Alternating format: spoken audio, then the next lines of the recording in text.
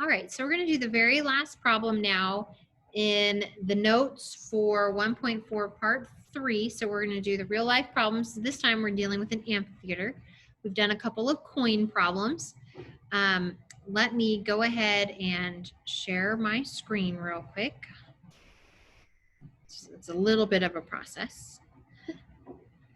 All right, so once that comes up,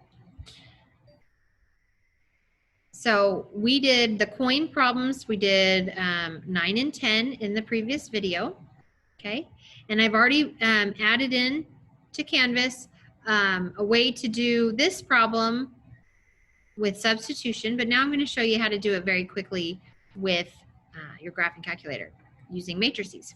So an amphitheater, I can't even talk. An amphitheater charges $75 for each seat in section A, 55 for each seat in section B, and 30 for each seat, each lawn seat, sorry. There are 3 times as many seats in section B as section A, and the revenue from selling all 23,000 seats is $870,000. How many seats are in each section? So we have 3 variables.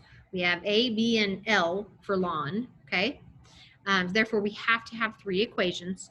So if we write them out, well, I know I have section A. Whoops, sorry, my wrist hit something there. We know we have section A, section B, and the lawn seats. And it tells us I have 23,000 seats, so 23,000. Okay. Then it says it gives me a price for each. So I know A costs $75 times however many A tickets I get. That'll be a total amount of money. Plus $55 times however many B section seats I sell. Will be a total for B. And then $30 for a lawn seat.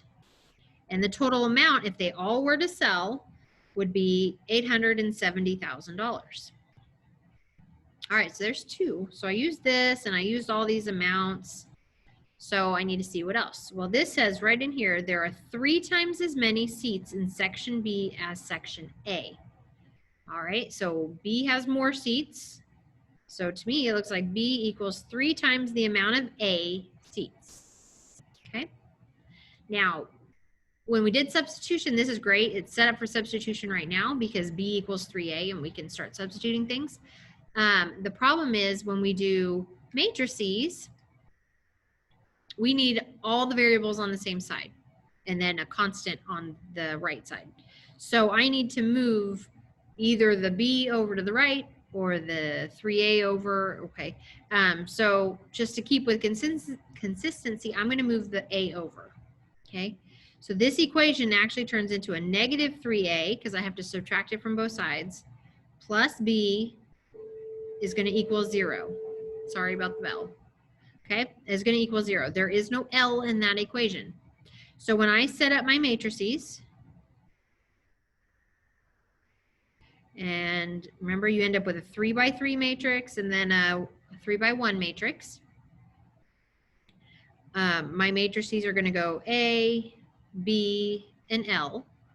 Okay, I want them in that order. You don't have to write that part, but that's to make sure I get the coefficients of A all lined up, coefficients of B all lined up, and coefficients of L all lined up. So in my top equation, my coefficient in front of each letter, since no number is written there, their coefficient is 1. So every single one of them has a coefficient of 1. And then on the right side, my constant is 23,000. All right, in the second equation, I have coefficient of A is 75, coefficient of B is 55, and the coefficient of L is 30. And then my constant on the right-hand side is 870,000. You don't have to write the commas in your thousands because on your calculator, you don't put the comma, but I like to keep it so I make sure I have the right amount of zeros. All right, and then in my last equation, my coefficient in front of A was a negative 3. There's nothing in front of B, but B is there, so it does have a coefficient of 1. There is, excuse me, hiccup. There is no L, so it's 0. And my constant on the right-hand side is 0. All right, so now it's time to grab the calculator, and we're going to enter these in. Okay, So I always start clean screen there. Okay. Second, the inverse button. We're going to scroll over to the right to edit the very first matrix. So I'm going to push 1. And it's a 3 by 3. If you don't already have 3 by 3 there, make that a 3 by 3 matrix. Fill in your top row with what we have in the top row in the red matrix. And then the second row, 75, 55, 30. Third row is negative 3, 1, 0. So your matrix should look like this. Okay. Now I'm going to go second and then do the matrix again. I'm going to scroll over and edit. I need to make that seg number 2 a 3 by 1 matrix, filling it in with my blue, what I have in my blue matrix on the screen. So 23,000, enter, 870,000, enter, and then 0. Okay, I'm going to quit, mode quit. I'm now back at my main screen. I want matrix A, so I'm not going to scroll over to edit. I'm just going to push number 1. I want the inverse of that, so don't push second, just push x to the negative 1. Then push second x to the negative 1 and get matrix number 2, which is matrix B. So I have matrix A to negative 1 power and then matrix B. No other symbols, signs, anything else. Push enter and I have my answer. So this matrix that I just got says 1,500, 4,500, 17,000. Now, since I read A, B, L, it goes down that way. A, B, L. So that means there's 1,500 seats in this A section. There's 4,500 seats in section B, and there is 17,000 seats on the lawn. So that is a quick way to solve without having to do substitution or elimination with using your calculator.